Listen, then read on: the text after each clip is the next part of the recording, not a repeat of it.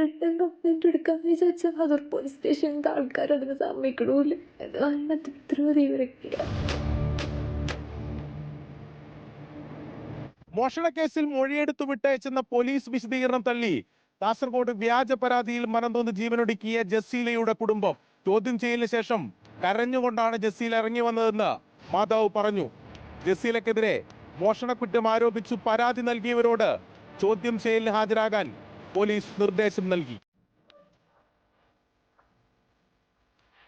ജസീല പറഞ്ഞു എൻ്റെ കാര്യം ഒക്കതില്ല, ഒരു റിട്ടേൺ കംപ്ലൈൻറ്റ് കൊടുക്കുമ്പോൾ ഒക്കാത്ത മാതിരി പറഞ്ഞു. എൻ്റെ ഒക്കെ എന്താ നിൽക്കാത്ത പോലീസ് അതൊന്നും എന്നോട് ചോദിച്ചിന്. ഭർത്താവിൻ്റെ വീട്ടുകാർ പൊങ്ങും ഈ അഫ്രീദിൻ്റെ ഉമ്മാവും ഭയങ്കര ഓളി എടുത്തുനിന്നായി ഞാൻ ചെല്ലുന്ന അഫ്രീദിൻ്റെ ഉമ്മ ഓളൊക്കെ ആര് സപ്പോർട്ട് ഉണ്ടായിട്ട ഓള് ചെല്ലുന്നത് ഓർ കേൾക്കുന്നില്ല, ഓറന്നെ ഇങ്ങോട്ടേക്ക് വിസംബരം. മോഷണക്കേസ് അന്വേഷിച്ച ആദൂർ പോലീസ് ഒരു കാര്യം സ്ഥിരീകരിച്ചു പറയുന്നുണ്ട്.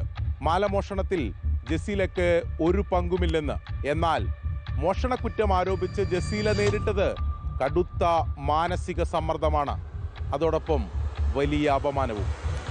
ജസീലയുടെ ആത്മഹത്യയിലേക്ക് നയിച്ച മാനസിക സമ്മർദ്ദത്തിനു പിന്നിൽ ആരൊക്കെയാണ്? മരണത്തിന് മുമ്പ് ചിത്രീകരിച്ച വീഡിയോയിലും മജിസ്ട്രേറ്റ് രേഖപ്പെടുത്തിയ മരണമൊഴിയിലും കൃത്യമായി ജസീല അത് പറയുന്നുണ്ട്. അതിലൊന്നാമത്തേത് മോഷണക്കുറ്റം ആരോപിച്ചു പരാതി നൽകിയ അയൽവാസിയായ സുഹൃത്തും മാതാവുമാണ്. രണ്ടാമത് ഇതിന്റെ പേരിൽ പോലീസ് സ്റ്റേഷനിൽ വിളിച്ചു വരുത്തി 3 മണിക്കൂറോളം ചോദ്യം ചെയ്ത് തന്റെ ഭാഗം കേൾക്കാതെ നിന്ന ആദൂർ പോലീസിനെതിരെയാണ് രണ്ടാമത്തെ ആരോപണം. മൂന്നാമത്തേത് ഇതിനെല്ലാം പിന്തുണ നൽകിയ ഭർത്തൃ കുടുംബമാണ്. സത്യം തെളിഞ്ഞിട്ടുണ്ടെങ്കിൽ ശിക്ഷ കൊടുക്കണം. മാലമോഷണം പോയെന്നൊരു പരാതി ലഭിക്കുന്നു. ആ പരാതിയിൽ ജസീലയെ സംശയമുണ്ടെന്ന് പരാതിക്കാർ രേഖപ്പെടുത്തിയിട്ടുണ്ട്. അതിൽ വ്യക്തത വരുത്തുന്നതിന് വേണ്ടി ജസീലയുടെ മൊഴിയെടുക്കുക മാത്രമാണ് ചെയ്തതെന്നാണ് ആദൂർ പോലീസിന്റെ വിശദീകരണം.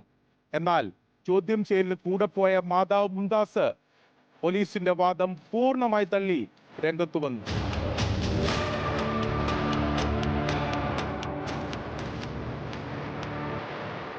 വ്യാജ മോഷണക്കുറ്റം ആരോപിച്ച് നാട്ടിൽ ജസീലെ അപമാനിച്ച അയൽവാസിയായ സുഹൃത്തിനെതിരെയും മാതാവിനെതിരെയും പോലീസ് ആത്മഹത്യാ പ്രേരണാ കുറ്റം ചുമത്തും.